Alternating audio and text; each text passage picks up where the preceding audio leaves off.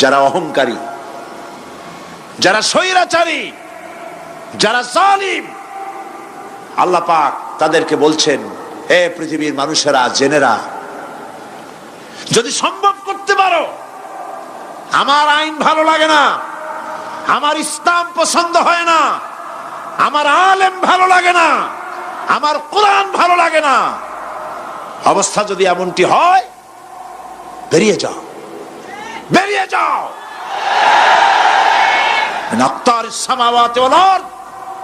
আমার সার্বভৌমত্বের ভেতর থেকে, আকাশের নিচের থেকে, জমিনের উপর থেকে বেরিয়ে যাও। ফানফুজু লা তানফুজু ইল্লা বিসুলতান। কোথায় যাও? পালাবার জায়গা নাই, বেরোতে পারবে না। আকাশ আর জমিন দিয়ে প্যাকেট করে রেখেছি, পালাবার জায়গা নাই। কোথায় যাইবা? জুলুমের হাত যত আছে করতে থাকো, আর আল্লাহ রাব্বুল আলামিন দেখতেছেন। সুতরাং ইমানদার ব্যক্তি, তার মধ্যে বিনয় আসে, বিনম্র হয়। সে পয়সা করে আসে বলে অহংকার করে না, কারণ আল্লাহ বলেছেন, ওয়াল্লাহুল গানিয়্যু ওয়া আনতুমুল ফুকারা। আল্লাহ সাফ বলে দিয়েছেন, আল্লাহই হচ্ছেন, কারো মুখাপেক্ষী নন, সম্পদশালী। আল্লাহর কোন সম্পদের অভাব নাই। ওয়া আনতুমুল ফুকারা, দুনিয়ায় তোমরা যা বাস করো সব ফকিরের গোষ্ঠী, কিচ্ছু নাই তোমাদের। তোমাদের জাতি খাইয়া শেষ করে ভালো, আর আমার কাছে যা আছে আমি শুধু দিতে থাকি, আর ভাণ্ড শুধু ভরাই থাকে, মোটেও খালি হয় না। সুবহানাল্লাহ। কাজী মোমেন বান্দা, সে অর্থ এবং বিত্তের অহংকার করে না, বিদ্যার অহংকার করে না। অর্থ বিত্ত কত আছে তোমার, কয় টাকার মালিক? আল্লাহ যদি ইচ্ছে করেন, ব্রেনের ভিতরে যদি টিউমার ঢুকায় দেন, ব্রেনের একটা নার্ভ আর একটা নার্ভের সাথে জড়ায় দিবেন, জায়গা হবে কোথায়? হেমায়তপুর। হেমায়তপুর কোথায়? কাছেই, পাবনা। সুতরাং আল্লাহ পাক ইচ্ছে করলে এটা করে দিতে পারেন, পারেন না? খুব করতে পারেন। হার্টের ভেতরে ক্যান্সার দিয়ে দিতে পারেন। 14 গোষ্ঠী বিক্রি করলো, ডাক্তারের পয়সা হবে না, পারেন না আল্লাহ পাক? পারেন কি না? পারেন। সেই জন্য যত বড় ধনী হোক, পয়সার মালিক হোক, আল্লাহর উপর ঈমান আনলে পরে যে গুণটা হয়, সে অহংকারী হয় না, বিনয়ী হয়। আল্লাহ রাব্বুল আলামিন কোরআনে কারীমের ভিতরে বলে দিয়েছেন, লিল্লাহি মা ফিস সামাওয়াতি ওয়া মা ফিল আরদ। যারা সামান্য একটু রাজত্ব পাইয়া, ছোট্ট ছোট্ট একটা দেশের প্রেসিডেন্ট, প্রধানমন্ত্রী, কি হনুরে, এরকম একটা ভাব। আর্মি হাতে, বিডিআর হাতে, পুলিশ হাতে, যা খুশি তাই করি না। আল্লাহ পাক বলছেন, লিল্লাহি মা ফিস সামাওয়াতি ওয়া মা ফিল আরদ। আকাশ আর জমিনের একচ্ছত্র মালিকানা কার? চিল্লায় বলুন, আল্লাহ পাকের। সুতরাং তুমি মাতবারি করিয়া কদ্দূর পারবা? বেশি দূর যেতে পারবে না। গ্রামে গোয়াল আছে, গরু রাখে যে জায়গায়, ওই জায়গাটার নাম কি? গোয়াল। গভীর রাত্রে গরুর মালিক শুনতে পাচ্ছে গোয়াল ঘরে খুব শব্দ হচ্ছে।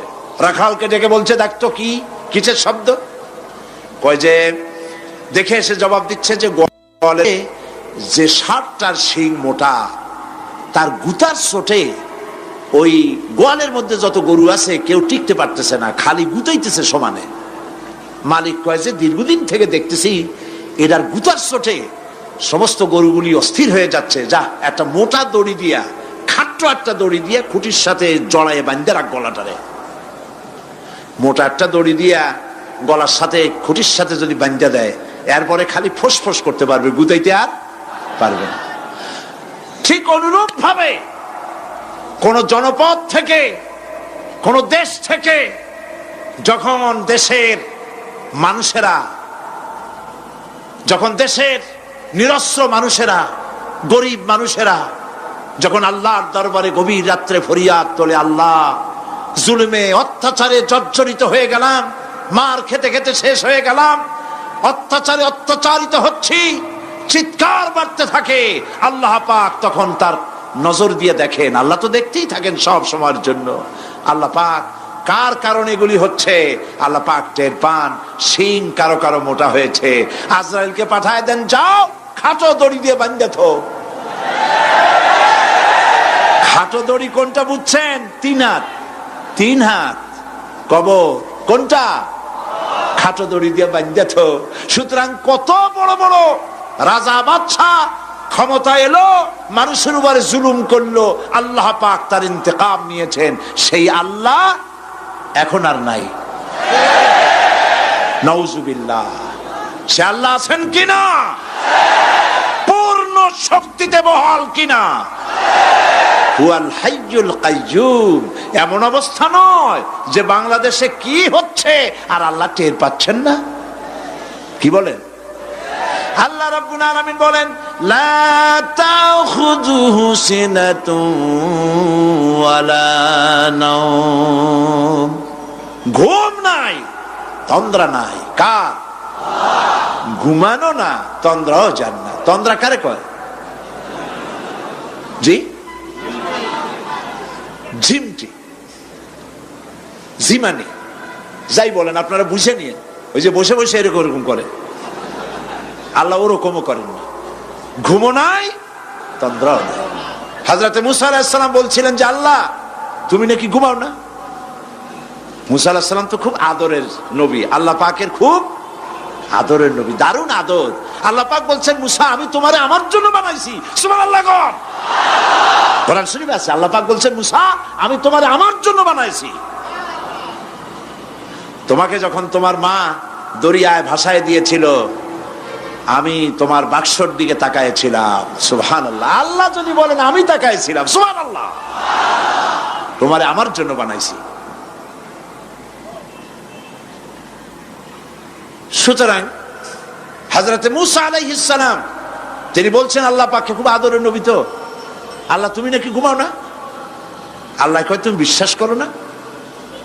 হযরত মুসা আলাইহিস সালাম বললেন, আল্লাহ অবশ্যই বিশ্বাস করি, তবে বুঝি না বিষয়টা কি, বুঝি না কেমনে না ঘুমাই পারে, বুঝি না। আল্লাহ আচ্ছা ঠিক আছে, তুমি যখন বিশ্বাস করছো তখন আর অসুবিধা নেই, বিশ্বাস না করলে মুসিবত ছিল। পয়গম্বর মানুষ, তাকে তো বলতেই হবে বিশ্বাস করি, তবে বুঝি না। আল্লাহ কয় ঠিক আছে, বিশ্বাস যখন করো আমি বুঝাই দেবো। নিয়ে আসো এক গ্লাস পানি। এক গ্লাস পানি নিয়ে আসলেন, দাঁড়ায় থাকো। মুসা আলাইহিস সালামকে আল্লাহ বললেন পানি নিয়ে দাঁড়ায় থাকো, আর ঘুমের আল্লাহ করলেন মুসারে ধর। মুসা আলাইহিস সালামের ঘুম এসে গেল। ঘুমের আমেজে হাতটা শিথিল হয়ে গ্লাসটা পড়ে ভেঙ্গে চুরমার হয়ে গেল। হযরতে মুসা আলাইহিস সালাম ভয় পেয়ে গেলেন। আল্লাহ পাক শোনায় দিলেন, ভয়ের কোনো কারণ নাই, একটা পরীক্ষার জন্যই দিলাম, তোমার বোঝার জন্যই দিলাম। তুমি যেমন এক গ্লাস পানি নিয়ে, একটা গ্লাস নিয়ে এক মুহূর্ত দাঁড়াতে পারলে না, ঘুম আসলো আর হাত থেকে পড়ে গ্লাসটা ভেঙে গেল। মুসারে তুমি বুঝে নাও, তুমি জেনে রাখো, তাম সৃষ্টি জগৎ তোমার আল্লাহ, আল্লাহ রব্বুল আলামিনের হাতের মুঠার মধ্যে রয়েছে। আল্লাহ রব্বুল আলামিন যদি ঘুমায় যান, এই পৃথিবীর আকাশ এবং জমিনের সব ট্রাফিক কন্ট্রোল আল্লাহ পাক নিজেই করেন। যদি তিনি ঘুমায় যান, সব শেষ হয়ে যান। বাংলাদেশে কি হচ্ছে, পৃথিবীর কোথায় কি হচ্ছে তা আল্লাহ দেখছেন না? চিল্লায় বলো, দেখছেন না? সে আল্লাহ রাব্বুল আলামিন তিনি পরিষ্কার করে বলছেন, যারা নাকি মুমিন বান্দা তারা অহংকারী হয় না, ক্ষমতায় থাকুক ক্ষমতায় না থাকুক, কোন অবস্থাতেই অহংকারী হতে পারে না। আল্লাহ পাক শোনায় দিয়েছেন, যারা অহংকার করে তাদেরকে পরিষ্কার করে বলেছেন, ওয়ালা তামশি ফিল আরদি মারহান ইন্নাকা লান তাখরিকাল আরদা ওয়া লান তাবলুগাল জিবালা তুলা ওয়ালা তামশি ফিল আরদি মারহান। খবরদার, আমার জমিনের উপরে অহংকারের পদে বড় হেঁটো না। দেখছেন না কত আছে অহংকার করে হাঁটে, জমিনের উপরে জুতা পায়ে দিয়ে মচ মচ করে হাঁটতে থাকে। ওয়ালা তামশি ফিল আরদি মারহা ইন্নাকা লান তাখরিকাল আরদা। তুমি কি তোমার পদাঘাত দিয়ে আমার জমিনটারে ভাটায় দিতে পারবা? বলেন পারবে? যদি শক্তি থাকে দাও লাথি, তোমার ঠ্যাং ভাঙবে, মাটির কিচ্ছু। ওয়ালান তাখরিকাল আরদা মা, তুমি আমার এই জমিনটাকে ধসাই দিতে পারবে না। আর ওয়ালান তাবলুগাল জিবালা তুলা, আর পাহাড়ের উচ্চতা লাফ দিয়ে তুমি ছাড়াই যেতে পারবে না। আমার জমিনও ফাটাইতে পারবে না লাথি দিয়া, লাফ দিয়ে পাহাড়ের উচ্চতাও ছাড়াইতে পারবে না। তো এত লাফাও কেন? বলেন কম লাফাও, শক্তি কম দেখাও। আল্লাহ রাব্বুল আলামিন আবার বলেন ওয়াইবাদুর রাহমানিল্লাযীনা ইয়ামশুনা আলাল আরদি হাওনা। আল্লাহর বান্দা যারা, সত্যিকারের বান্দা যারা, তারা দুনিয়ার বুকে বিনয়ের সাথে হাঁটে, মাথা নিচু করে বিনয়ের সাথে হাঁটে। সুবহানাল্লাহ আলহামদুলিল্লাহ। তো এই আল্লাহর প্রতি ঈমানের সব থেকে বড় লাভ হচ্ছে আত্মমর্যাদা সম্পন্ন বানায়। ঈমান তাকে বিনয় এবং বিনম্র বানায়, অহংকারী বানায় না। আর অহংকার করে তুমি যাবা কই? কদ্দুর ক্ষমতা তোমার? আল্লাহ কোরআন শরীফের বহু আয়াত দিয়ে এই কথাগুলি বলেছেন। আর এটা গেল 2। 3 নম্বরে আল্লাহর উপর ঈমান আনার, আমি কি বলতেছি বলেন তো দেখি, ফায়দা। আল্লাহর উপরে ঈমান আনার 3 নম্বরের ফায়দা হলো মুমিন ব্যক্তির মধ্যে বীরত্ব এবং নির্ভীক ভাব তার মধ্যে এসে যায়। সে নিজে মুজাহিদ, সে বীর, সে কাপুরুষ নয়। সুবহানাল্লাহ। আল্লাহর উপর ঈমানের কারণে বীরত্ব এবং নির্ভীকতার প্রশিক্ষণ তার মধ্যে তৈরি হয়ে যায়। কারণ মানুষের সবচেয়ে বড় ভয় হলো মৌতের।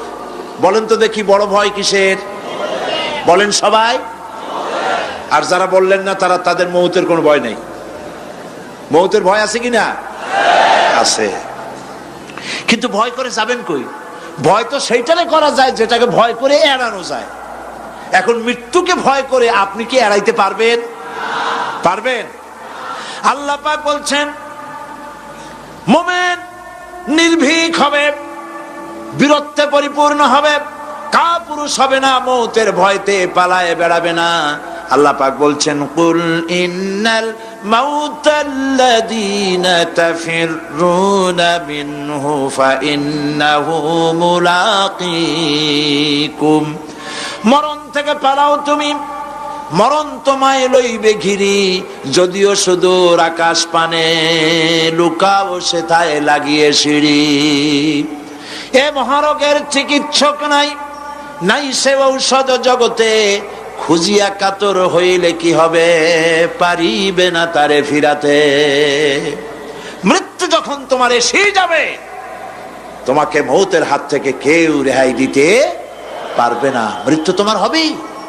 সুতরাং মৌত যখন হবে তখন তাকে ভয় করে তো কোনো লাভ নাই। আর মৃত্যু কোথায় হবে, কখন হবে, আমরা কেউ জানি না। জানেন? ওমা তাদরি নাফসুম বিআইয়ি আরদিন তামুত। কোন মাঠে, কোন ময়দানে কখন মৌত হবে কারো জানা নাই। এই গত নভেম্বর মাসের শেষ দিকে আমি লন্ডন সফর করেছিলাম। এক ভাইয়ের কাছে শুনলাম, আমি অবাক হয়ে গেলাম। তিনি পত্রিকায় দেখে আমাকে বলেছেন এক লোক 8 তলা থেকে 8 তলা বিল্ডিং এর ছাদের উপর পড়ে গেছে। 8 তলা বিল্ডিং এর ছাদের উপর থেকে পড়িয়া তার কিচ্ছু হয় না, হাত পাও ভাঙে নাই, মরেও না, খালি কিছু চামড়া টামড়া ছিঁড়ে গেছে। তাড়াতাড়ি অ্যাম্বুলেন্স আসছে, অ্যাম্বুলেন্সে তাকে নিয়ে গেছে, হসপিটালে নিয়ে যাবে চামড়াগুলো সেলাই করে দেওয়ার জন্য। অ্যাম্বুলেন্সে উঠাইয়া তাড়াতাড়ি অ্যাম্বুলেন্স আসছে। দরজা যেভাবে লাগাইছে দরজাটা ভালোভাবে লাগে নাই। দেখেন নাই মাইক্রোবাসে বা অ্যাম্বুলেন্সে অনেক সময় দরজা এরকম মারে, মারার পরে অনেক সময় লাগে না, যার জন্য ড্রাইভার বলে যে দরজাটা ভালো করে লাগায় নেন, ঠিক না? দরজাটা ভালো করে লাগে নাই। সামনে চলতে গিয়ে এই গাড়িটার ব্রেক কষতে হয়েছে ড্রাইভারের কোনো কারণে। যেই না ব্রেক কষেছে আর অমনি দরজা যেটা লাগছিল না ভালো করে, দরজাটা খুলে গেল। আর রুগীটা 8 তলা কাছে পড়ছিল, ওইটা ছিল পাশে, সে ছিটকে গিয়ে রাস্তায় পড়লো। আর একটা বাস সামনের থেকে এসে মাটিতে তাকে চ্যাপ্টা করে দিয়ে চলে গেল। শুনিয়া আমার মুখ থেকে বেরিয়ে গেল আল্লাহু আকবার। বলেন আল্লাহু আকবার। কি আল্লাহ পাকের কি প্রচন্ড ক্ষমতা, কি ইচ্ছা তার। মৃত্যুর জন্য সময়ও লাগবে, জায়গাও লাগবে, দুটো জিনিস এক হতে হবে। আল্লাহর যাকে যে মৃত্যু দিবেন, মৃত্যুর জন্য সময় এবং জায়গা দুটোর কম্বিনেশন হতে হবে। আটতলা থেকে পড়বে ঠিক, কিন্তু মরবে না। আজরাইল অপেক্ষা করতেছে রাস্তায়, বাস আসবে যখন। আটতলা থেকে পড়লো, অবিশ্বাস্য ভাবে লোকটা বেঁচে গেল। আর হসপিটালে তার যাওয়া হলো না, গাড়ির দরজা খুললো, রাস্তা দিয়ে পড়লো, আজরাইল দ্রুত তার কাম সেরে চলে গেল। সুতরাং মোমেন ব্যক্তি আল্লাহর উপর ঈমান আনার কারণে দুর্জয় মনোবল সৃষ্টি হয়। কাপুরুষ জীবনে কয়েকবার মরে। সাইকেলের টায়ার বাস্ট হয়েছে শুনে বেহুশ হয়, তারপরে ট্রাকের টায়ার বাস্ট হয়েছে শুনলে কানের তলা ফেটে যায়, বোম বাস্ট হয়েছে আওয়াজ শুনে হার্ট ফেল করে, পাতিশিয়ালের ডাক শুনলে কোনো হুশই থাকে না। এই হচ্ছে কাপুরুষদের কাজ। আর ইমানদার ব্যক্তি এগুলি পরোয়া করে না। তার জানা আছে যে আমার নির্ধারিত সময়ের এক মুহূর্ত আগে আমার মৌত হবে না। তো মৌত যখন আমার জন্য অবধারিত, দুনিয়ায় আসছি যখন, মৌত যখন হবেই, সেই মৌত বিড়ালের মতো হোক তা কি চান? পাতিশিয়ালের মতো হোক তা কি চান? আমি তো বলি যে বিড়ালের মতো 500 বছর বেঁচে থাকার কোনো লাভ নাই, সিংহের মতো 5 মিনিট বাঁচুন। মির্জাফরের মতো 50 বছর বেঁচে থাকায় লাভ নাই, খালিদ বিন ওলীদের মতো, সিরাজউদ্দৌলার মতো বেঁচে থাকুন।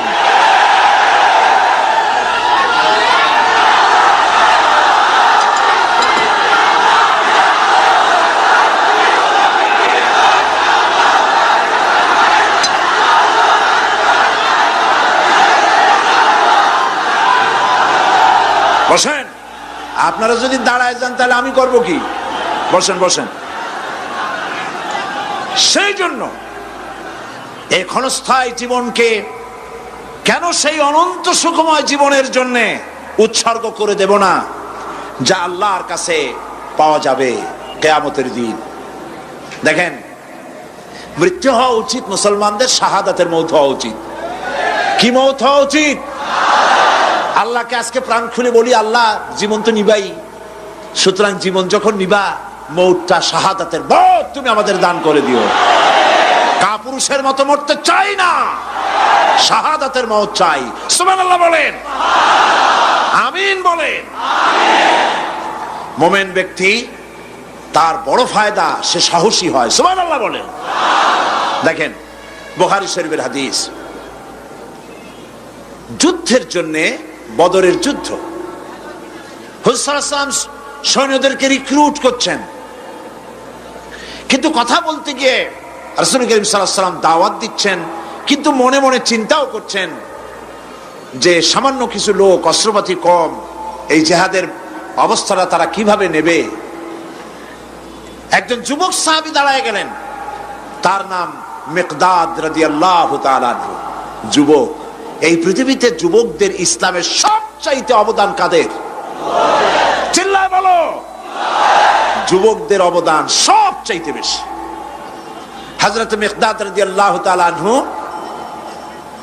তিনি দাঁড়ায় গেলেন, তিনি বললেন, ইমদি বিনা ইয়া রাসূলুল্লাহ হাইসুমা তাশা। হাদিস, হে রাসূল, আপনি আমাদেরকে নিয়ে চলুন। কত সৈন্য তারা আসতেছে, কত অস্ত্র নিয়ে আসতেছে, এটা আমাদের ভাববার বিষয় নয়।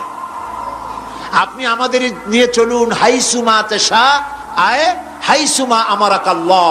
আল্লাহ আপনাকে যেদিকে আমাদের নিয়ে যাইতে কয়, আপনি সেই দিকে আমাদের নিয়ে চলুন। ইন্না লা নাকুলু লাকা কামা ক্বালা বনু ইসরাঈল লি মূসা আলাইহিস সালাম, ইযহাব আনতা ওয়া রাব্বুকা ফাকাতিলা ইন্না হাহুনা কায়িদুন। অর্থাৎ, হে রাসূল, আমরা বনি ইসরাইলের মতো বলবো না। শোনেন, আমরা বনি ইসরাইলের মতো বলবো না যে মুসা তুমি এবং তোমার আল্লাহ এই দুইজনে গিয়ে ফেরাউনের বিরুদ্ধে যুদ্ধ করো, আমরা যাবো না, আমরা এখানে বসে থাকবো। এই কথা আমরা বলবো না। আমরা মুসা আলাইহিস সালামের উম্মত নই, আমরা মুহাম্মদ সাল্লাল্লাহু আলাইহি ওয়াসাল্লামের উম্মত। বরং আমরা বলবো বাল ইযহাব আনতা ওয়া রাব্বুকা ফাকাতিলা ইন্না মাআকুমা মুকাতিলুন। বরং আমরা বলবো আপনি চলুন, আমরা আপনার সাথে আল্লাহর হুকুম মাফিক লড়বো, জিহাদ করব। ততক্ষণ পর্যন্ত মা দামাত আইনুম মিন্না তাতাররাফ, যতক্ষণ পর্যন্ত আমাদের চোখের পাতা নড়তে থাকে ততক্ষণ আপনার সাথে থেকে কাফেরের বিরুদ্ধে লড়াই করে যাব। জীবনের পরোয়া তারা করেন নাই, জীবনের পরোয়া করেননি। হুজুর সাল্লাল্লাহু আলাইহি ওয়াসাল্লাম দারুণ ভাবে খুশি হয়ে গেলেন। হুজুর হেজিটেট ফিল করছিলেন যে এই সামান্য কিছু লোক, অস্ত্র নাই, পাতি নাই, এতগুলি লোকের বিরুদ্ধে যুদ্ধ করতে যাবে। যুবকের মুখে এই কথা শুনে হুজুর দারুণ খুশি হলেন। আল্লাহর নবী বললেন কুমু বিনা ইলা জান্নাতিন জান্নাতুন আরদুহা কারদিস সামাওয়াতি ওয়াল আরদ। ও সাহাবীরা, তোমাদের মনোভাব যখন এই, তোমাদের মানসিকতা যখন এই, চলো আমার সাথে বেহেশতের দিকে, সেই জান্নাতের দিকে যেই জান্নাত আল্লাহর আকাশ আর জমিনের চাইতে অনেক প্রশস্ত। চলো আমার সাথে বেহেশতে, সুবহানাল্লাহ, চলো আমার সাথে জান্নাতে। ফাকামা উমাইর বিন হামাম ওয়া কানা ইয়াকুলু তামার। হযরত উমাইর নামক একজন যুবক দাঁড়ায় গেলেন এবং তিনি হাতে কতগুলি খরমা ছিল, সেই খরমাগুলি তিনি চিবোচ্ছিলেন। রাসূলুল্লাহর বক্তৃতা শুনতেছিলেন আর খরমা চাবাচ্ছিলেন। খরমা চাবান, বিচিগুলি ফেলে দেন, এভাবে করতেছেন, হাতে কতগুলো খরমা। হযরতে উমাইর বলছেন ওয়াকালা বাখ বাখ, অর্থাৎ আয় আযমাহু আয় আহসানাহু, হে রাসূল আপনি কি সুন্দর কথা বললেন। আপনার সাথে লড়াই করতে যাব কাফেরদের বিরুদ্ধে, সেই লড়াই করলে এমন বেহেশত পাবো যে বেহেশত হবে আকাশ আর জমিনের চাইতেও প্রশস্ত। তাহলে ওয়াল্লাহি হাত্তা আকুলাহুন্না ইন্নাহা লাহায়াতুন তাবিলা, তাহলে আমার হাতে যে খরমাগুলি আছে এই সমস্ত খরমাগুলি খেতে গেলে কিন্তু অনেক সময় লেগে যাবে।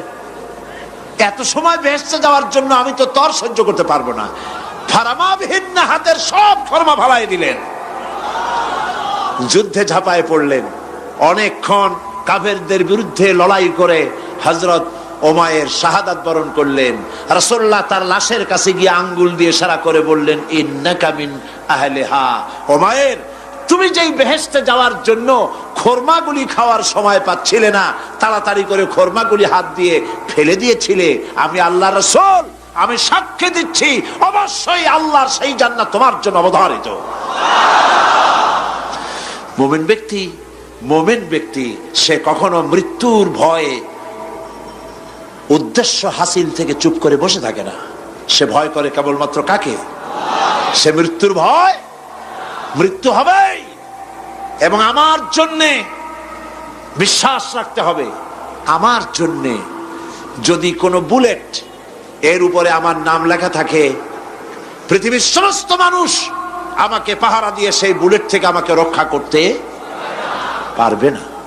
আর যদি কোনো বুলেটে আমার নাম লেখা না থাকে, সারা পৃথিবীর সমস্ত মানুষ বৃষ্টির মতো গুলি বর্ষণ করলেও একটি গুলিও আমাকে বিদ্ধ করতে পারবে না। এটার নাম হলো ঈমান। এটার নাম কি? এই ঈমান পেলাম কোথায়? কোথায় পেলাম? কোরআন শরীফে। কোথায় পেয়েছি?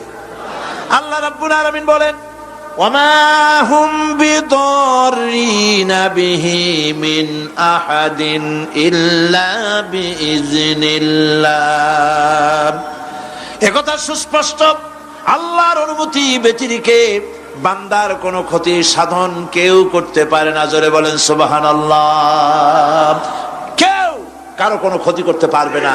যেটা ক্ষতি যদি কিছু থাকে কিসমতে, ওটা তো মুকদ্দার ছিল, তকদির ছিল, সেটাই হবে, এর বাইরে কিছুই হবে না। সুতরাং মুমিন ব্যক্তি সে সাহসী হবে, সে কখনো চিন্তা করবে না মৃত্যুর ভয়ের। উদ্দেশ্য হাসিলের জন্য হয় শরীরের পতন, না হয় মন্ত্রের সাধন, ডু অর ডাই, সে আল্লাহর জন্য তার জীবন দিতে প্রস্তুত থাকবে। কারণ আল্লাহ রাব্বুল আলামিন বলেছেন ইন্নাল্লাহা আশতারা মিনাল মুমিনিনা আনফুসাহুম ওয়া আমওয়ালাহুম বিআন্না লাহুমুল জান্নাহ। আল্লাহ পাক বলেন, আমি আমার মুমিনের জান আর মালকে আমি খরিদ করে নিয়েছি, বিনিময়ে আমার বান্দাকে আমার জান্নাত দান করে দিয়েছি। জোরে কোন সুবহানাল্লাহ। মুমিনের জান আর মালকে নিয়েছেন, বিনিময় কি দেবেন? জান্নাত দান করে দিবেন। এটা হলো মুমিনদের আল্লাহর প্রতি ঈমান আনার জন্য 3 নম্বরের কোয়ালিটি। 4th নম্বরে আল্লাহর উপর ঈমান আনলে 4 নম্বরের যে ফায়দাটা, সে ফায়দা হচ্ছে আশাবাদ এবং মানসিক প্রশান্তি। আল্লাহর প্রতি একটা নির্ভরতা এবং আশার সৃষ্টি হয়ে যায়, সে কখনো নিরাশ হয় না। কারণ একটা মানুষ পাপ করলো, চুরি করেছে, ডাকাতি করেছে, জেনা করেছে, হত্যা করেছে, শয়তানি করেছে, বদমাশি করেছে, সব করেছে। এখন শয়তান তাকে ওয়াসওয়াসা দিতে পারে। সেই জন্য আল্লাহ রাব্বুল আলামিন বলেছেন, লা তাকনাতু মির রাহমাতিল্লাহ, বান্দারে আমার রহমত থেকে নিরাশ হয়ে যেও না। আল্লাহর রহমত, বান্দা তোমার গুনাহ কতটুকু? তোমার গুনাহ যদি হয় পাহাড় সমান, আমার রহমত আকাশ সমান। তোমার গুনাহ যদি হয়ে যায় আকাশ সমান, তাহলে আমার রহমত তো আমার আরশে আজিমকে ছাড়ায় গেছে। সুবহানাল্লাহ, সুবহানাল্লাহ বলুন। সুতরাং মুমিন বান্দার এই আশা থাকে। গুনাহ মানুষে করেই, গুনাহ করা স্বাভাবিক। আল্লাহ পাক বলেছেন, যে ব্যক্তি গুনাহ করে আর এরপরে আমার কাছে মাফ চায়, আমি তাকে ক্ষমা করে দেই, মাফ করে দিই। সুবহানাল্লাহ। সুতরাং ইমানদার লোকদের আশা হয়, দুরারোগ্য ব্যাধি তাকে ধরেছে, সে হতাশ হবে না, মরে যাওয়ার জন্য প্রতীক্ষায় সে সময় গুনবে না, বরং তার মনের মধ্যে আশার সঞ্চার হবে, আমার রোগ আল্লাহ ভালো করে দিতে পারেন। পারেন না? আমাদের জাতির পিতা কি নাম কি? হযরত ইব্রাহিম আলাইহিস সালাম। কোরআন শরীফের ভিতরে তার কথা আল্লাহ পাক কোট করে দিয়েছেন। আমাদের জাতির পিতা হযরত ইব্রাহিম আলাইহিস সালাম বলেছেন, আল্লাযী খালাকানি ফাহুয়া ইয়াহদিন। আল্লাহ তিনি আমাকে সৃষ্টি করেছেন, তিনি আমাকে রাস্তা দেখান। ওয়াল্লাযী হুয়া ইউতঈমুনি ওয়া ইয়াসকিন। আর আমি যখন ক্ষুধার্ত হই তিনি আমাকে খাওয়ান, যখন তৃষ্ণার্ত হই তিনি আমাকে পান করান। ওয়াইদা মারিতু ফাহুয়া ইয়াশফিন। আর যখন আমি অসুস্থ হই, রোগাক্রান্ত হই, আল্লাহ রাব্বুল আলামিন তখন আমাকে রোগ মুক্ত করে দেন। সুবহানাল্লাহ। আমার অসুখ হলে কে রোগ মুক্ত করেন? সুতরাং দীর্ঘস্থায়ী কোন রোগ হয়েছে, মুমিন হতাশ হবে না, মুমিন হতাশ হবে না। হতাশ হয় কেবলমাত্র কাফের। হতাশ হয় কে? মুমিন কখনো হতাশ হয় না। হতাশ হওয়া ইমানের পরিপন্থী কাজ। আল্লাহ পাক বলেছেন, লা তাকনাতু মির রাহমাতিল্লাহ, আমার রহমত থেকে মায়ুস হয়ো না। দেখেন হযরত আইয়ুব আলাইহিস সালামের কত বড় রোগ হয়েছে, শরীর পোকায় ধরেছে, জর্জরিত হয়েছে, দুর্গন্ধ হয়েছে, গ্রামের লোকেরা তাকে বের করে দিয়েছে, স্ত্রী পুত্র পরিজন সব চলে গিয়েছে। এমনকি জিহ্বায় যখন পোকা ধরল, হযরত আইয়ুব আলাইহিস সালাম আল্লাহ রাব্বুল আলামিনের দরবারে ফরিয়াদ করলেন, আন্নী মাসসানিয়াদ-দুররু ওয়া আনতা আরহামুর রাহিমিন। আয় আল্লাহ, আমি অসুস্থ হয়ে পড়েছি, আমি রোগাক্রান্ত হয়েছি, আর তোমার নাম রহমান রহিম, তুমি আমাকে রোগ মুক্ত করো। হযরত আইয়ুব আলাইহিস সালাম আল্লাহর দরবারে ফরিয়াদ করলেন, রব্বুল আলামিন সারা শরীরে পোকায় জর্জরিত হয়ে গেছে, এখন আমার জিহ্বায় পোকা ধরেছে, মাবুদ গো আমি তোমার কাছে ফরিয়াদ করি, আমার জিহ্বায় পোকা দিও না, কারণ জিহ্বাটাও যদি নষ্ট হয়ে যায় তাহলে তোমার মতো আল্লাহর জিকির আমি কি দিয়া করব। হযরত আইয়ুব আলাইহিস সালাম আল্লাহ পাকের কাছে যখন এ ধরনের ফরিয়াদ জানালেন, রব্বুল আলামিন তাকে তার রোগ মুক্ত করে দিলেন, তার স্ত্রী পুত্র সব আল্লাহ রব্বুল আলামিন ফিরাইয়া দিলেন। সুবহানাল্লাহ। সুতরাং মুমিন ব্যক্তি, কোরআন শরীফে সব আছে, কোরআনের মতো শ্রেষ্ঠ ওয়াজের কিতাব পৃথিবীতে আর, শুধু বোঝার দরকার। বিপদে, যত বড় বিপদ আসুক, কোন বিপদে মুমিন ধৈর্য হারাবে না। হযরত ইয়াকুব আলাইহিস সালামের ছেলে ইউসুফ আলাইহিস সালামকে যখন তিনি হারায় ফেললেন, তিনি অধৈর্য হয়ে গেছিলেন নাকি? অধৈর্য হন নাই। কারণ আমি আমার বক্তৃতার সূচনায় বলেছি, আমরা কল্যাণ বুঝি না, অকল্যাণও বুঝি না। কোন বিপদ আসতে পরে আমরা হয়রান হয়ে যাই, কিন্তু বিপদের মধ্যে কল্যাণ আছে আমরা তা বুঝতে পারি না। কথা বুঝে আসছে? হযরত ইউসুফ আলাইহিস সালামকে কুয়ার ভিতরে ফেলে দেওয়া হলো। 11 ভাই মনে করেছে কুয়ার ভিতরে ফেলে দিয়া ইউসুফ আলাইহিস সালামকে মেরে ফেললাম, কিন্তু তারা বোঝে নাই আসল কামটা কি হয়েছে। এটা তো কুয়া নয়, এটা একটা টানেল, এটা একটা সুড়ঙ্গ। একদিকে কেনান হলো তার এক মুখ, ওই সুড়ঙ্গের এক মুখ হলো কেনানের। কেনান ইউসুফ আলাইহিস সালামকে ফেলে দেওয়া হলো কুয়ার ভিতরে মারার জন্য, কিন্তু আল্লাহ পাকের ইচ্ছা ইউসুফ আলাইহিস সালাম মরবে না। এই টানেলের অপর প্রান্ত মিশরের সিংহাসনের টানেলের এপার দিয়া ইউসুফ আলাইহিস সালামকে ঢুকালেন, অপর প্রান্তে মিশরের সিংহাসনে ইউসুফকে আল্লাহ বসায়া দিলেন। হযরত ইয়াকুব ছেলের জন্য অধৈর্য হলেন না।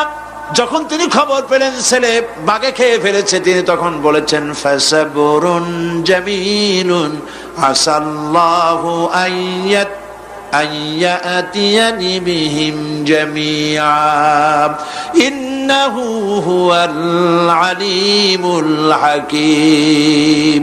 ফাসাবরুন জামিল, আমি উত্তম ভাবে ধৈর্য ধারণ করলাম এবং আমি বিশ্বাস করি আল্লাহ রাব্বুল আলামিন আমার হারানো সবকিছু আমাকে ফিরিয়ে দিবেন। বহু বছর পর যখন হযরত ইউসুফ আলাইহিস সালাম প্রেসিডেন্ট হয়েছেন মিশরের, 11 ভাই গেল সেখানে সাহায্য আনার জন্য। সেই ঘটনা তো শোনাবো না, এমনি বলে যাচ্ছি। এরপরে তিনি তাদেরকে পরিচয় দিলেন, ওরা ভয় পেয়ে গেল। তিনি বললেন ভয়ের কোনো কারণ নাই, লা তাসরিবা আলাইকুমুল ইয়াউম, আজকে আমি কোনো প্রতিশোধ তোমাদের নেব না। সুবহানাল্লাহ। এর নাম পয়গম্বর, এর নাম কি? আল্লাহর নবী। আমি আজকে কোনো প্রতিশোধ তোমাদের নেব না, তোমরা যাও। পিতার অবস্থা তিনি জানলেন, কাঁদতে কাঁদতে পিতার চোখ দুটো নষ্ট হয়ে গেছে ইয়াকুব আলাইহিস সালাম। হযরত ইউসুফ আলাইহিস সালাম বললেন যাও। নিজের জামাটা খুললেন, গায়ের জামা খুলে বললেন ভাইরা আমার এই জামা নিয়ে যাও, আর আমার আব্বার চোখের উপরে এই জামাটা রেখে দিও। ছেলেরা যখন হযরত ইউসুফ আলাইহিস সালামের জামা নিয়ে মিশর থেকে রওনা করেছে, গল্প নয়, উপন্যাস নয়, আল্লাহ পাক এই কোরআন শরীফে সূরা ইউসুফে বলেছেন জামা নিয়ে মিশর থেকে রওনা করেছেন। কোথায় মিশর আর কোথায় কেনান? কেনানে বসে হযরত ইয়াকুব আলাইহিস সালাম বলছেন তোমরা যদি আমাকে মতিভ্রম পাগল যদি মনে না করো তাহলে একটা কথা বলি, আমার নাকে এখন আমি ইউসুফের গন্ধ পেতেছি। তোমরা যদি আমাকে মতিভ্রম না করো তাহলে আমি বলি আমি কিন্তু ইউসুফের গন্ধ পেতেছি। সুবহানাল্লাহ। হযরত ইউসুফ আলাইহিস সালামের জামা এনে ভাইরা যখন হযরত ইউসুফের চোখের উপরে রেখে দিলেন, হযরত ইয়াকুবের দুটো চোখ সাথে সাথে আল্লাহ ভালো করে দিলেন। ফাসাবরুন জামিল, ধৈর্য ধরো। ইমানদার ব্যক্তি আশার উপরে তার জীবন বাঁচে, কারণ যত বড় বিপদ আসুক না কেন আশ্রয় পাওয়ার একটা জায়গা আছে, তার নাম হলো আল্লাহ। নাম কি? বলেন আল্লাহ। সবাই বলেন আল্লাহ আল্লাহ আল্লাহ আল্লাহ। হযরত ইউনূস আলাইহিস সালাম মাছটাকে গিলে ফেলে দিল, মাছটাকে গিলে মাটির অতল তলদেশে চলে গেছে। এত বড় বিপদ পৃথিবীর কোন মানুষের হতে পারে নাকি? বলেন, কি বলেন? মাছের পেটের ভিতরে জানালা নাই, দরজা নাই, বেরোবার কোনো পথ নাই, মাছ গেছে পানির অতল তলদেশ। আল্লাহ পাক কোরআন শরীফের ভিতরে মানুষকে শোনান, আল্লাহ ওয়াজ করছেন। সুবহানাল্লাহ বলেন। আল্লাহ পৃথিবীর মানুষকে ওয়াজ করছেন, দুনিয়ার মানুষকে শোনান।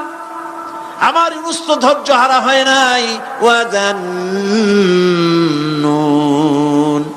ইয যাহাবা মুগাদিবান ফাযান্না আন লান নাকদিরা আলাইহি فنادى في الظلمات أن لا إله إلا أنت سبحانك إني كنت من الظالمين فنادى في الظلمات জমায়ে কাসির ত্রিবিধ অন্ধকারের ভেতর থেকে হযরত ইউনূস আলাইহিস সালাম চিৎকার মারলেন। মাছের পেটের অন্ধকার, পানির অন্ধকার, রাতের অন্ধকার, ত্রিবিধ অন্ধকারের ভেতর দিয়ে মাছের পেটের মধ্য দিয়ে ইউনূস আলাইহিস সালাম চিৎকার মারলেন। অধৈর্য হন নাই, হার্ট ফেল করেন নাই। তিনি বলছেন, পড়েন আমার সাথে, লা ইলাহা ইল্লা আনতা সুবহানাকা ইন্নী কুনতু মিনাজ জালিমিন। তুমি ছাড়া কোনো ইলাহ নাই, কোনো পোষ্য নাই, মাবুদ নাই। তোমার পবিত্রতা ঘোষণা করছি, আমি জালিমদের অন্তর্ভুক্ত হয়ে গেছি। ইউনূস আলাইহিস সালাম যখন কাঁদতেছিলেন, আল্লাহ রাব্বুল আলামিন সেই কান্না শুনেছিলেন কিনা বলেন? শুনছিলেন কিনা? শুনতে পেয়েছিলেন কিনা? পানির ভিতরে কেউ শোনে নাই, মাছের পেটের ভিতরে ইউনূস আলাইহিস সালাম কিভাবে চিৎকার করছেন, মাছের পেটের ভিতরের আওয়াজ পানির ভিতরে কেউ শোনে নাই, জমিনের কেউ শোনে নাই, অন্তরিক্ষে কেউ শোনে নাই, সাত আকাশের ভিতরে কেউ শোনে নাই, কিন্তু আরশে আজিমের মালিক আল্লাহ রব্বুল আলামিন শুনতে পেয়েছেন। সঙ্গে সঙ্গে রব্বুল আলামিন জবাব দিলেন, ফাস্তাজাবনা লাহু ওয়া নাজ্জাইনাহু মিনাল গাম্মি ওয়া কাযালিকা নুনজিল মুমিনিন। পড়েন, ফাস্তাজাবনা লাহু ওয়া নাজ্জাইনাহু মিনাল গাম্মি ওয়া কাযালিকা নুনজিল মুমিনিন। আমি ইউনূসের ডাকের জবাব দিলাম। কে বলতেছেন? বড় করে বলেন, কে বলছেন? আল্লাহ। সুবহানাল্লাহ। আপনারা কি ভয় পাইছেন? ভয় পেয়েছো মুসলমান? আল্লাহ রাব্বুল আলামিন বলেন, আমি আমার ইউনূসের ডাকের জবাব দিলাম। শুধু জবাব দেই নাই, আমি ইউনূসকে তার মাছের পেটের ভিতর থেকে বাঁচায় দিলাম। মাছের পেটের মধ্যে বেদনা শুরু হয়ে গেল, এমন বেদনা হয়েছে মাছ এখন বমি না করে পারে না। কথা বুঝতে পেরেছ? মাছ এখন বমি না করে পারে না। পানির উপরে মাছ ভেসে উঠল। আল্লাহ কোরআন শরীফের ভিতরে বলছেন, মাছ সাতরায়া কিনারায় চলে গেল, ইউনূস আলাইহিস সালামকে বমি করে ফেলে দিল। ইউনূস আলাইহিস সালাম বেঁচে গেলেন। আল্লাহ পাক বলেন, শুধু ইউনূসকে বাঁচাইলাম না, বরং আমি সকলের জন্য আশার বাণী শোনাই, শোনো মুমিনেরা, ওয়া কাযালিকা নুনজিল মুমিনিন। মুমিন বান্দা যারা, যত বড় বিপদ আসুক আমারে ডাকো, আমি বিপদ দিয়ে বাঁচাই দেব। সুবহানাল্লাহ। বিপদ থেকে আমি বাঁচাই দেব। আল্লাহ পাক বলেছেন, ফাইন্না মাআল উসরি ইউসরান, ইন্না মাআল উসরি ইউসরা। জেনে রাখো, দুঃখ এবং কষ্টের পরে রয়েছে সুযোগ সুবিধা, আর অসচ্ছলতার সাথে রয়েছে উদার সচ্ছলতা। যত বড় বিপদ আসছে, এই বিপদের পরে আল্লাহ পাক তার গোলামদের উপরে রহমত নাজিল করবেন ইনশাআল্লাহ। সুতরাং ঈমানদার লোকেরা, তাদেরকে আল্লাহ পাক বলছেন, কোনো ভয় নাই, কোনো চিন্তা নাই, যত বড় বিপদে পড়ো আমারে ডাকো, আমি ডাকের সাড়া দিয়ে দেব। সবাই আল্লাহরে ডাকেন, সুবহানাল্লাহ ওয়ালহামদুলিল্লাহ লা ইলাহা ইল্লাল্লাহ। জোরে পড়েন, সুবহানাল্লাহ ওয়ালহামদুলিল্লাহ লা ইলাহা ইল্লাল্লাহ, সুবহানাল্লাহ ওয়ালহামদুলিল্লাহ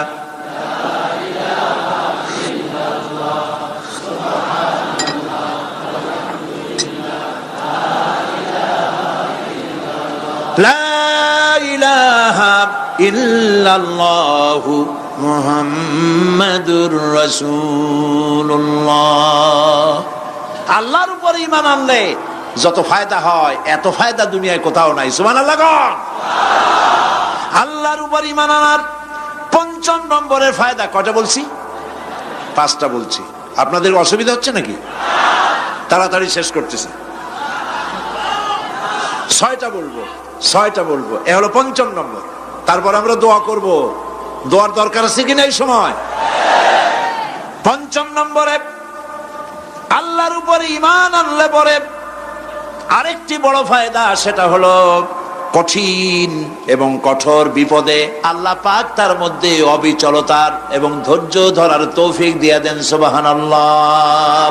যত বড় বিপদ আসুক, সেই বিপদে মুসিবতে আল্লাহ পাক মুমিনদেরকে আল্লাহর উপরে নির্ভরতা শিখায় দেন। সুবহানাল্লাহ। কারণ মুমিনদের জানা আছে যে ইমানদারদের বিপদ নতুন কিছু নয়, একেবারে আদম আলাইহিস সালাম থেকে শুরু হয়ে আসছে। ঠিক কিনা? আদম আলাইহিস সালামের বিপদ হয় নাই? আদম আলাইহিস সালামের বিপদ কি? শয়তান। তার বিপদ কি? শয়তান ছিল বিপদ। প্রত্যেক নবীর সময়ই মানুষেরা নবীদের কষ্ট দিছে, দেয় নাই? বিশ্বকবি ইকবাল বলেছেন, সতীজা কা রহা है अजल से ताइम रोज, सतीजा का रहा है अजल से ताइम रोज, चरागे मुस्तफा भी से शरारे बुलहबीस। আবহমান কাল থেকে শুরু করে মুহাম্মদ সাল্লাল্লাহু আলাইহি ওয়াসাল্লামের চারাগকে, নূরকে, ঈমানকে, ইসলামকে নিভায়ে দেওয়ার জন্য আবু জাহেলের গোষ্ঠীরা চিরকাল চেষ্টা করেছে। সব চেষ্টা কর্পূরের মতো উড়ে গেছে, মুহাম্মদ সাল্লাল্লাহু আলাইহি ওয়াসাল্লামের চারাগ টিম টিম করে জ্বলতে রয়েছে। আল্লাহ পাক বলছেন, ইউরিদুনা লিইউতফিউ নূরাল্লাহি বিআফওয়াহিহিম ওয়াল্লাহু মুতিম্মু নূরিহি ওয়ালাউ কারিহাল কাফিরুন। ওরা চায় মুখের ফু দিয়া, কারা? কাফেরেরা। ইসলাম সহ্য করতে পারে না যারা, ওরা চায় মুখের ফু দিয়া আমার আলোটাকে নির্বাপিত করে দেবে। আল্লাহ পাক বলেন, ওয়াল্লাহু মুতিম্মু নূরি, আমি আমার নূরকে পূর্ণতা দান করব। তাতে কাফির বেঈমানদের মনের ভিতরে যত জ্বালা হোক, যন্ত্রণা হোক, ওদের কলজা যত পুড়ুক, ইসলাম তার বিজয় পতাকা নিয়ে উঠবে, কেউ ঠেকাতে পারবে না। আল্লাহ রাব্বুল আলামিন, আল্লাহ পাক বলছেন, ওয়াকাযালিকা জাআলনা লিকুল্লি নাবিয়্যিন আদুওয়াম মিনাল মুজরিমিন। আর এমনি করে আমি সকল নবীর শত্রু বানিয়েছি সব পাপিষ্ঠ অপরাধ প্রবণ লোকদের। শুনছেন কথা? শোনেন নাই? আল্লাহ পাক বলছেন, দুনিয়ার সব নবীদের, তাদের জন্য আমি শত্রু বানাইছি কাদেরকে? যারা সব থেকে বেশি পাপিষ্ঠ, অপরাধ প্রবণ। এরা হচ্ছে নবীর দুশমন। এরা সব নবীদের সাথে দুশমনি করেছে। আজও দেশের আলেমদের সাথে দুশমনি করে সবচাইতে বড় পাপিষ্ঠরা। এটা কোরআন। এটা কি? কোরআন। জোরে বলেন, এটা কি? আল্লাহ রাব্বুল আলামিন বলছেন, ওয়াকাযালিকা জাআলনা লিকুল্লি নাবিয়্যিন আদুওয়াম মিনাল মুজরিমিন। সব পাপীরা, পাপিষ্ঠরা আমার দ্বীনের দাওয়াত যারা দেয় তাদেরকে জীবনের দুশমন মনে করে। কেন? শোনেন, আমি কারো আওয়াজ শোনাচ্ছি? কারো আওয়াজ শোনাচ্ছি? আমার আল্লাহর আওয়াজ। অপরাধটা কি? নবীদের বিরুদ্ধে, নবীর ওয়ারিস ওয়ারাসাতুল আম্বিয়া কারা? তো তাদের বিরুদ্ধে তাদের অপরাধটা কি? তাদের অপরাধ সম্পর্কে আল্লাহ নিজে বলেন, ওয়ামা নাকামু মিনহুম ইল্লা আইয়ুমিনু বিল্লাহিল আজিজিল হামিদ। এদের বিরুদ্ধে অ্যাকশন নেওয়ার আর কোনো অপরাধ ওদের নাই। ওদের একমাত্র অপরাধ, ওরা আল্লাহর জমিনে আল্লাহর আইন প্রতিষ্ঠা করতে চায়। এটাই হচ্ছে একমাত্র। এই অপরাধে নবীদের শাস্তি হয়েছে, নবীরা মার খেয়েছেন, সাহাবায়ে কেরাম মার খেয়েছেন। আমরা তো সাহাবায়ে কেরামের জুতার ধুলার সমানও নই, সুতরাং এগুলি আমাদের পাওনা। এই রক্তের বিনিময়, জীবনের বিনিময় আল্লাহ পাক তার দ্বীনকে প্রতিষ্ঠা করবেন ইনশাআল্লাহ। হযরতে খাব্বাব, বুখারী শুনুন, বুখারীর হাদিস। আমি কোনো কথা বানিয়ে বলি না, আমি লেখাপড়া করি, পড়াশোনা করি, চোখে দেখি, তারপরে কথা বলার চেষ্টা করি। বাজে গপ্প কিস্সা কাহিনী বলার অভ্যাস আমার কোনো কালে ছিল না, নাই। রাসূল করিম সাল্লাল্লাহু আলাইহি ওয়াসাল্লামের মতো মানুষ, ওনার মতো মানুষ, আহারে, তার চাইতে শ্রেষ্ঠ মানুষ কি পৃথিবীতে আছে? তিনি মার খাইছেন না খান নাই? আহা, কিভাবে তাকে মারলো! গলায় চাদর দিয়ে পেঁচাইয়া আছাড় মেরে ফেলে দিয়ে তারপরে তাকে প্রহার করা হয়েছে। আবু জাহেল মেরেছে, বেহুশ হয়ে গেছেন হুজুর।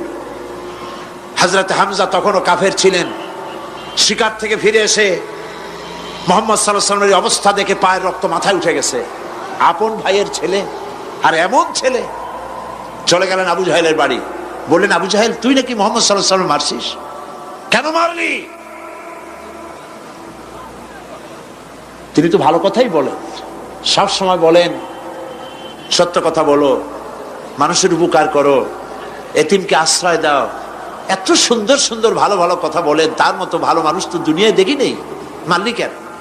তুই কি মনে করছিস যে আব্দুল্লাহ মারা গেছে বলে এতিম হয়ে গেছে মুহাম্মদ সাল্লাল্লাহু আলাইহি ওয়াসাল্লাম? তোর মনে রাখা উচিত, আব্দুল্লাহ মারা গেছে, হামজা মরে নাই। হযরত হামজা ধনুক বাইর করলেন, এক বাড়ি মারলেন মাথার উপরে, মাথা ফাটা রক্ত বেরিয়ে গেল। হামজা হন হন করে হেঁটে এলেন রাসূলের কাছে। হুজুরের অসুস্থ দেহ মোবারক কোলে উঠায় নিয়ে বললেন, বাবা, তার মস্তক মোবারক কোলে উঠায় নিয়ে বললেন, আমি আবু জাহেলের মাথা ফাটিয়ে রক্ত বের করে দিয়ে এসেছি, তুমি একটু খুশি হও। হুজুর বললেন, চাচা, কার মাথা ফাটাইছেন, কার রক্ত বের করেছেন, এই কথা বলে তো আমাকে আপনি খুশি করতে পারবেন না। তিনি বললেন, বাবা, তুমি কি হলে খুশি হও? তিনি বললেন, আমি খুশি হই চাচা, তোমার মুখে যদি একটা বার আমি ঈমানের কলেমা শুনতে পাই। হযরতে হামজা বললেন, মুহাম্মদ সাল্লাল্লাহু আলাইহি ওয়াসাল্লাম, আমার বুঝতে মোটেও কষ্ট হয়নি, তুমি কোনো সাধারণ মানুষ নও। সাধারণ মানুষের প্রতিশোধে তুমি বিশ্বাসী হতে, খুশি হতে, প্রতিশোধে বিশ্বাসী হওনি। তুমি অবশ্যই আল্লাহর নবী।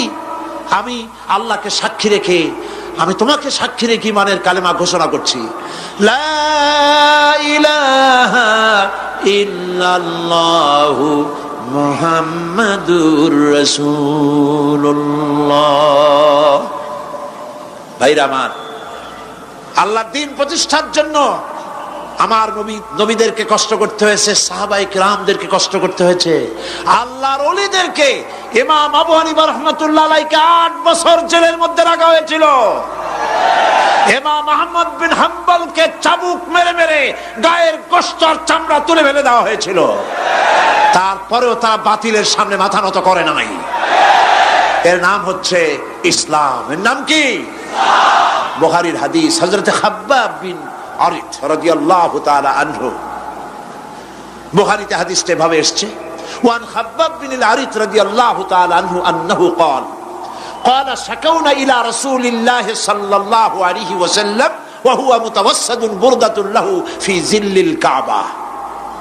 তিনি বললেন, আমরা রাসূলের কাছে গেলাম, যায় দেখি রাসূল করিম সাল্লাল্লাহু আলাইহি ওয়াসাল্লাম কাবা শরীফের ছায়ায় আরাম ফরমাচ্ছেন। আমরা কাছে গিয়ে বললাম, আলা তাস্তানসিরু লানা আলা তাদউ লানা ইয়া রাসূলুল্লাহ, হে রাসূল, আপনি কি আমাদের জন্য দোয়া করবেন না? আমরা তো মার খেতে খেতে শেষ হয়ে গেলাম।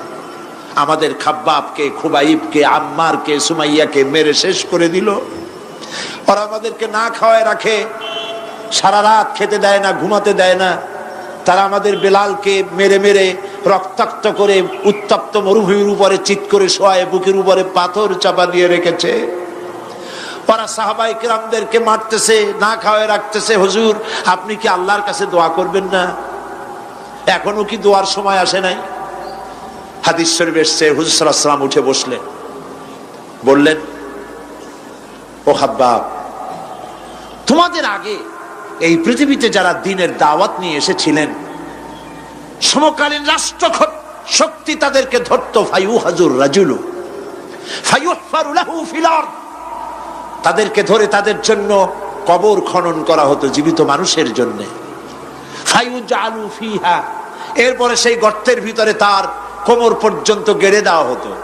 সুম্মা ইউতা বিল মানশার, এরপরে করাত আনা হতো। ফায়ুদাউ আলা রাসিহি, এরপরে সেই করাত তার মাথার উপরে রাখা হতো।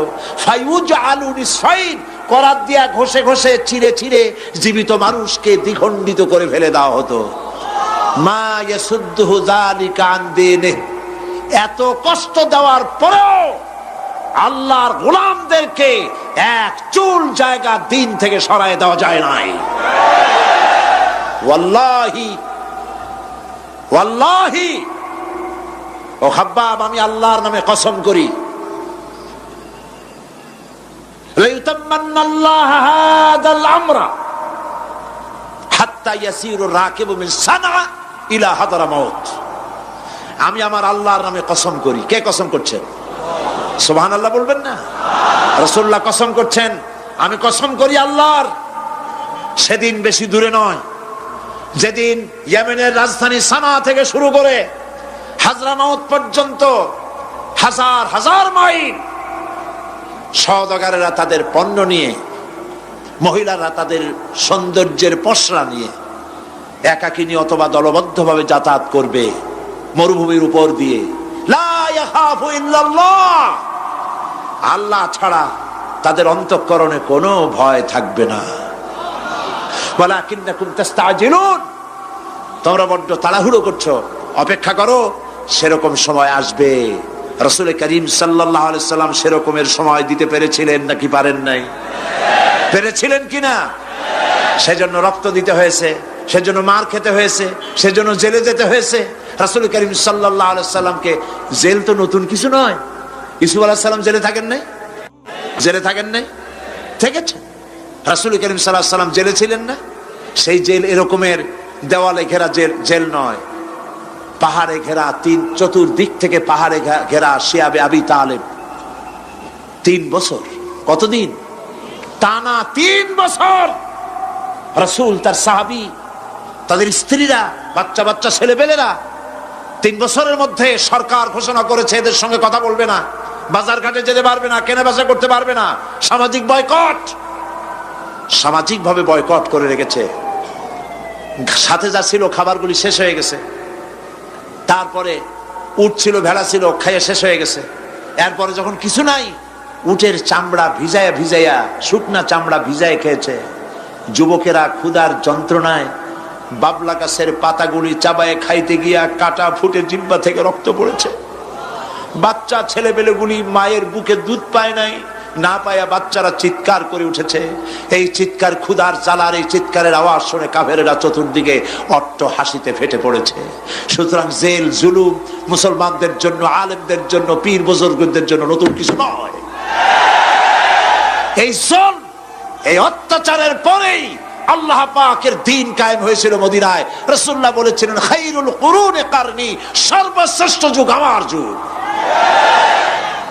বন্ধুগণ, আল্লাহর উপরে ঈমান আনলে মানুষের ভিতরে এ ধরনের অবিচলতা আসে, বিপদে ধৈর্য ধরার হিম্মত পয়দা হয়ে যায়। সুবহানাল্লাহ বলো। মুসা আলাইহিস সালাম কে? মুসা আলাইহিস সালাম কোরআন ওয়াজ করতেছে। সুবহানাল্লাহ বলেন। গল্প করতেছি না কোরআন শোনাচ্ছি? গল্প করতেছি না হাদিস শোনাচ্ছি? আল্লাহ রাব্বুল আলামিন বলেন, ফিরআউন মুসা আলাইহিস সালামকে চতুর্দিক থেকে, 3 দিক থেকে ঘেরাও করেছে। একদিকে দরিয়া, 3 দিকে ফিরআউনের সৈন্যরা। কোরআন শরীফে ঘটনা এভাবে তুলতেছে, ফালাম্মা তারাআল জামআন ক্বালা আসহাবু মূসা ইন্না লামুদরাকুন। মূসা আলাইহিস সালামের সাথীরা বলছেন, হে মূসা, আমরা তো পাকড়াও হয়ে গেছি, পালাবার কোনো পথ নাই, মরছি। মুসা আলাইহিস সালাম ভয় পাইছিলেন নাকি? ঈমান কারে বলে? হযরত মুসা আলাইহিস সালাম বললেন, কাল্লা ইন্না মা'য়া রাব্বি সায়াহদিন। নিশ্চয়ই নয়, অবশ্যই নয়।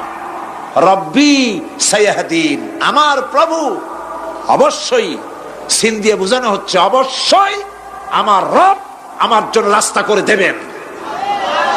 এর নাম ঈমান। সুবহানাল্লাহ বলেন। এর নাম ঈমান। চতুর্দিক থেকে বিপদ ঘনীভূত, বেরোবার কোন রাস্তা নাই।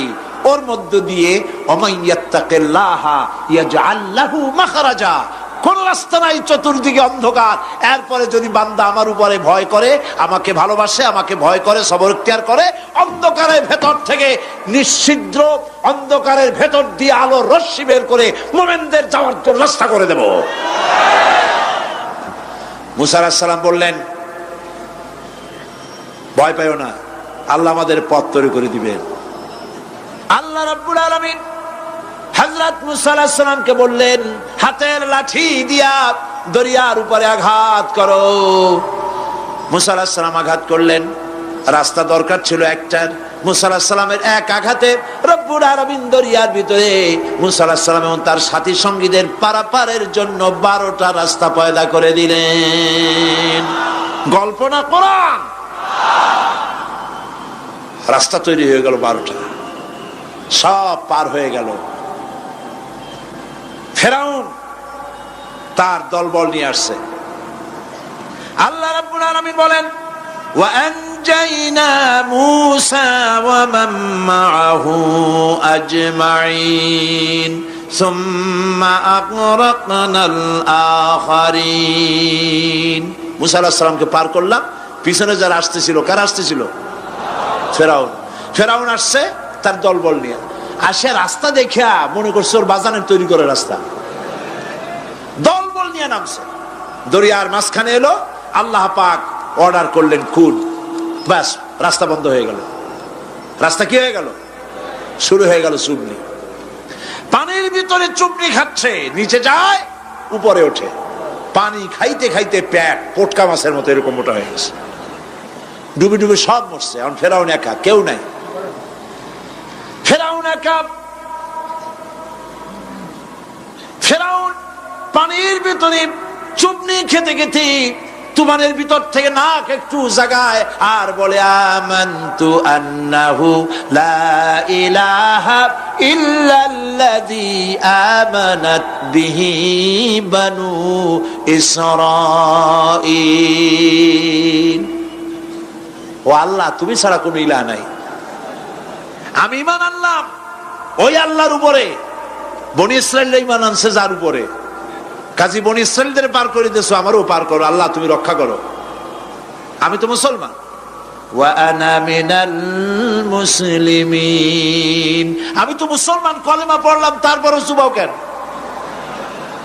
আল্লাহ রাব্বুল আলামিন বলেন, আল আন, এখন وَقَدْ عَصَيْتَ قَبْلُ وَكُنْتَ مِنَ الْمُفْسِدِينَ। এখন ঈমান আনতেছ, আর এর পূর্বে আমার দিন যারা জমিনে প্রতিষ্ঠিত করতে চেয়েছে তাদেরকে জেল দিয়েছো, জুলুম করেছো, অত্যাচার করেছো। আজ তোমাকে ছাড়বো না। তোমাকে শুধু মারবই না, আল-ইয়াওমা নুনাজ্জিকা বিবাদানিক, আল-ইয়াওমা নুনাজ্জিকা বিবাদানিক। আমি তোরে শুধু মারবই না। কে বলতেছেন? জোরে বলেন, কে বলতেছেন? আমি তোরে শুধু মারবই না, আল-ইয়াওমা নুনাজ্জিকা বিবাদানিক, আমি তোর শরীরটারে বাঁচায় দেব। তোর শরীর পানিতে পচবে না, পোকায় খাবে না, মাটিতে পচাবে না। তোরে আমি শুটকি বানায় রাখবো। কিয়ামত পর্যন্ত দুনিয়ায় যত ফেরাউন আর ফেরাউনের বাচ্চারা আসে, তোরে দেখে যেন তারা ইতিহাস স্মরণ করে। আল্লাহ রাব্বুল আলামিন কোরআনে কারীমের মধ্যে পরিষ্কার করে মানুষদেরকে বুঝায় দিয়েছেন, আল্লাহর উপর ঈমান আনলে পরে তার হিম্মত বেড়ে যায়, মনের বল বেড়ে যায়। সুবহানাল্লাহ। হযরত রাসূল করিম সাল্লাল্লাহু আলাইহি ওয়াসাল্লাম কাফের বেঈমানেরা চতুর্দিক থেকে বাড়ি ঘেরাও করে রেখেছে, পালাবার কোনো পথ নাই। ঘুমেছিলেন তিনি, জিবরাইল এসে বলেন, ইয়া রাসূলুল্লাহ, ঘুমের থেকে জাগুন, আল্লাহ আপনাকে সালাম বলেছেন আর আপনাকে হিজরত করার জন্য মদিনায় আল্লাহর অর্ডার করেছেন। বাড়ির চতুর্দিকে কাফেররা তরবারি নিয়ে দাঁড়ানো। নবীজি ঘুমের থেকে জেগে হযরত আলীকে ডেকে বলেন, আলী রে, আমার বিছানায় আমার চাদর মুড়ি দিয়া ঘুমায় থাকো, আল্লাহ আমাকে অর্ডার করেছেন, আমি মদিনায় চললাম। হযরত আলী হুজুরের দিকে তাকায় বলেন, ইয়া রাসূলুল্লাহ, আপনার বিছানায় আপনার চাদর মুড়ি দিয়ে আমি ঘুমায় থাকবো, সকালবেলায় কাফের বেঈমানেরা এই ঘরের মধ্যে প্রবেশ করে আপনার কম্বলের নিচে আমারে দেখে তারা মোহাম্মদ মনে করে আমারই তারা কেটে কেটে টুকরা টুকরা করে দেবে। আমার কোনো আপত্তি নাই, কোনো ভয় নাই, কোনো চিন্তা নাই, কোনো দুঃখ নাই, বরং আমার মনের মধ্যে এটাই তৃপ্তি হবে যে আমি আলীর জীবনের বিনিময়ে আল্লাহর নবী দুনিয়ায় বেঁচে থাকেন। নবীজি ঘরের থেকে বেরোলেন, চতুর্দিকে দেখেন কাফের বেঈমানেরা দাঁড়ানো, শত শত কাফের, হাতে তরবারি। হুজুর সাল্লাল্লাহু আলাইহি ওয়াসাল্লাম এক মুষ্টি বালু হাতে নিলেন, এক মুঠো বালু হাতে নিয়ে ফু দিয়া বালুগুলো ছেড়ে দিলেন। ঘরের চতুর্দিকে যত কাফের ছিল সবগুলির চোখের মধ্যে বালি ঢুকে গেছে। চোখের মধ্যে যদি বালি ঢোকে তাহলে কি মজা লাগে না? দুই হাত দিয়া সমানে ঘষা শুরু করছে কাফেরেরা, দুই চোখ আঙ্গুল দিয়া ঘষাঘষি করছে। এই ফাঁক দিয়া নবীজি বেরিয়ে গেলেন, একটা কাফেরও দেখে নাই নবী কোথায় গেলে। আল্লাহ পাক পরবর্তী সময়ে নবীজিকে শোনায় দিলেন, ওয়ামা রামাইতা ইয রামাইতা ওয়ালাকিন্নাল্লাহ রামা। নবী, আপনি নিক্ষেপ করেন নাই যখন আপনি নিক্ষেপ করছিলেন, আপনি তো শুধু ধুলাগুলো ধরে এমনি ছাড়ছেন। ঘরের চতুর্দিকে সমস্ত কাফেরদের চোখে বালি পৌঁছে দেওয়ার দায়িত্ব আমার কুদরত গ্রহণ করেছিল। নবীজি হযরত আবু বকরের বাড়িতে এলেন, দরজায় দাঁড়িয়ে নক করেছেন, ভেতর থেকে আওয়াজ এলো। হুজুর বললেন, ইয়া আবু বকর। হযরত আবু বকর পিছন থেকে দরজার মধ্য থেকে ঘরের মধ্য থেকে জবাব দিলেন, লাব্বাইকা ওয়া সাদাইকা ইয়া রাসূলুল্লাহ। হুজুর প্রশ্ন করলেন, আবু বকর, গভীর রাত্রে জিবরাইল আমারে ঘুম থেকে জাগাইলো, তোমারে জাগাইলো কে? এক ডাকে উঠলা কেমনে? হযরত আবু বকর বলেন, ইয়া রাসূলুল্লাহ, আপনি আমারে নিয়ে হিজরত করবেন বলেছিলেন, আমি চিন্তা করেছি না জানি কত রাত্রে নবীজি আসেন, আর আমার দরজায় দাঁড়ায়া নবীজি আমারে ডাকবেন, আমি থাকবো শুয়া, বেয়াদবি হয়ে যাবে।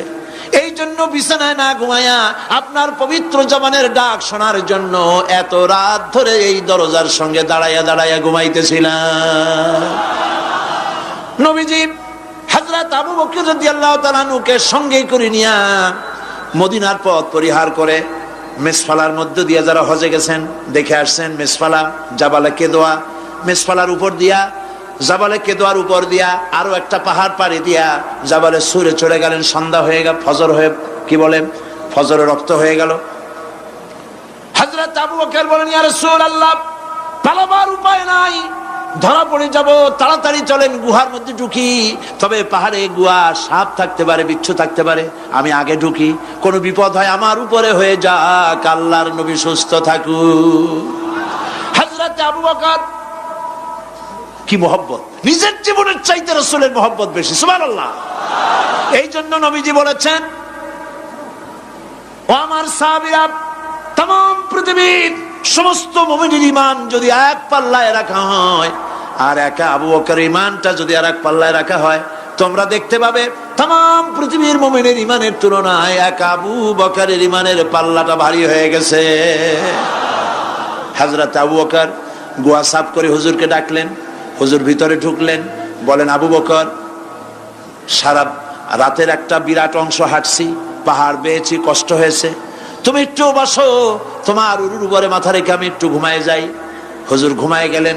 হযরত আবু বকর লক্ষ্য করলেন গুহার গায়ে অনেকগুলি ছিদ্র, এই ছিদ্র দিয়ে বড় বড় সাপ বেরোতে পারে, বিচ্ছু বেরোতে পারে, পাহাড়ে কি বেরোয় ভয় পেলেন তিনি। তিনি জামা ছিঁড়ে ছিঁড়ে, চাদর ছিঁড়ে ছিঁড়ে গর্তগুলি বন্ধ করতে লাগলেন। কয়েকটা গর্ত বন্ধ করা গেল না, কাপড় শেষ। এবার তিনি নিজের পা দিয়া গর্ত বন্ধ করে বসে আছেন। বিষধর এক সাপ বহু চেষ্টা করেছে বেরোবার, কোন পথ না পেয়ে ছিদ্র পথে বেরিয়ে এসে হযরত আবু বকরের পায়ের উপরে দংশন করেছে। হযরত আবু বকর বিষের যন্ত্রণায় চোখ দিয়ে পানি পড়ছে। চোখের পানি দেখে রাসূলুল্লাহ ঘুম ভেঙে গেল। ঘুম ভেঙে হুজুর দেখেন হযরত আবু বকরের চোখে পানি। হযরত রাসূল জিজ্ঞেস করেন, আবু বকর কাঁদো কেন? বাড়ির কথা মনে পড়লো নাকি? বউ বাচ্চার কথা মনে পড়লো নাকি? কাঁদো কেন? হযরত আবু বকর বলেন, ইয়া রাসূলুল্লাহ, যেই দিন কালেমা পড়ে ঈমান এনেছি সেদিন থেকে আমার জীবন, আমার স্ত্রী পুত্র পরিজনের চাইতে, আমার জীবনের চাইতে আপনাকে বেশি ভালোবাসি। হুজুর বলেন, কাঁদো কেন? হযরত আবু বকর সাপের দংশনের কথা বললেন, যন্ত্রণায় কাঁদতেছি। হুজুর মুখ থেকে একটুখানি থুতু মোবারক বার করে দংশিত জায়গায় লাগাই দিলেন, যন্ত্রণা বন্ধ হয়ে গেল। হযরত রাসূল বলেন, আবু বকর, যখনই দংশন করেছিল আমার উঠাও নাই কেন? তোমারটা তো কষ্ট করা লাগতো না? হযরত আবু বকর বলেন, ইয়া রাসূলুল্লাহ, সাপের বিষের দংশনের যন্ত্রণায় কষ্ট করেছি। আমার কলিজাটা যদি জ্বলে পুড়ে জর্জরিত হয়ে যেত, রাসূলুল্লাহ আরাম ফরমাচ্ছিলেন, আমি সেই আরামে বিঘ্ন ঘটাতে পারতাম না। ইত্তাবসারে কাফির বেঈমানেরা খুঁজতে খুঁজতে, বুখারী শরীফের হাদিসে এসেছে, ওই গুহার কাছে এসে গেছে। এখন কেউ বলে একজন বলে এরই মধ্যে আছে, আর একজন বলে নাই। একজন বলে যদি থাকতো তাহলে উপরে মাকড়াসার জাল কেমনে, কবুতরের ডিম পাড়িয়া সেখানে বসে আছে কেমনে? একজন বলে আছে, আর একজন বলে নাই। হযরত আবু বকর বলেন, হুজুর ভয় পেয়ে গেছি, আমরা তো ধরা পড়ে যাব। হযরত আবু বকর রীতিমতো ভয়তে কেঁদে ফেলে দিলেন। আল্লাহর নবী হযরত আবু বকরকে বিরাট বিপদের মধ্যে, এমন গুহা, বসলে পরে মাথা দেখা যায়, শুয়ে হাঁটু উঁচু করলে হাঁটু দেখা যায়, স্বল্প পরিসর, অগভীর ছোট্ট গুহা, আমরা ধরা পড়ে গেছি, উপায় নাই। আল্লাহর নবী হযরত আবু বকরকে কি বলি সান্ত্বনা দিয়েছিলেন, কোরআন শরীফে আল্লাহ পাক তা উঠায় দিয়েছেন। ইযহুমা ফিল গার ইয ইয়াকুলু লিসাহিবিহি লা তাহজান ইন্নাল্লাহা মা'ানা। ও আমার সাথী, ভয় পেও না, আমরা মাইনরিটি নই, আমরাই মেজরিটি, কারণ আল্লাহ রাব্বুল আলামিন আমাদের সাথে আছেন।